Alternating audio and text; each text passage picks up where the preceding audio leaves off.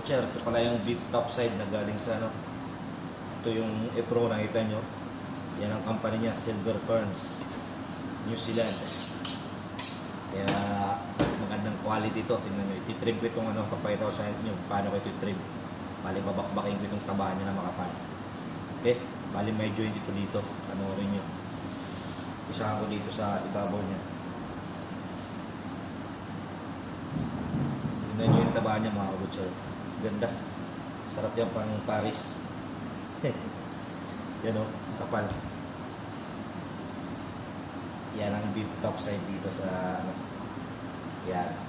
Ikutin lang natin yan. Tapos nakita na yung joint dito. Bali makapal to dito kasi may parang layer yan. Tingnan nyo. Kasi kailangan to tanggalin yung taba niya mga kabutcher. Yan. Yan ang mga basic na cuts ng mga parts ng baka. Yan, kita nyo yan mga kabutcher.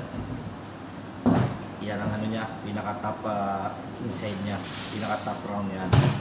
Bali ito, titrim natin ng konti para maganda yung presentation niya. Yung mga latak-latak niya. Burger ka lasay, Peros Bay? Burger machine eh? Yan, para maganda tingnan yung mga kabutcher. Tapos, iba itong karne niya ganyan, kukros yung pag iniwan yung mga kabutcher. Pag hindi nyo kirunos yan, pagalitan kayo ng ano, management dito sa aming shop. Kaya kailangan marunong din kayo yung parang, kita nyo yung hibla ng isang karne yan. Pahaba. Bali pa mag-cut ka nyan, kukros yan para, siyempre nandyan yung tender ng karne.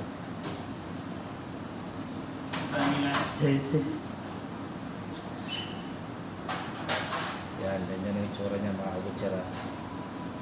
Kaya yung mga malapit na ano dyan, ito isa rin to na pwede nyo isagot. Anong parts ng baka, beef topside yun.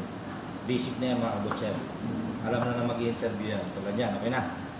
Baliktaran natin kasi meron pang medyo mga taba-taba niyan dito sa mga ilalim niya.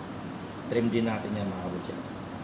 Kasi pag naghiwa kami nito, totally ano talaga siya mga kabutcher.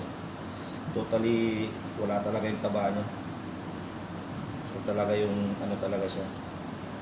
Sa mga nagtatanong pala sa akin kung anong ginagawa sa taba, hinahalo namin yan sa giniling at saka sa mga burger.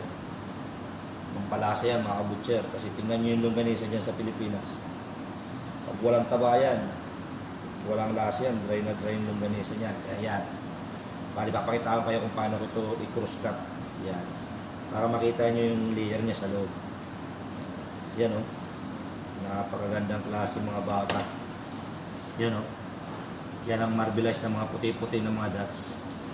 Kaya hanggang dito na mga kabutcher. Sana may natutunan kayo. God bless.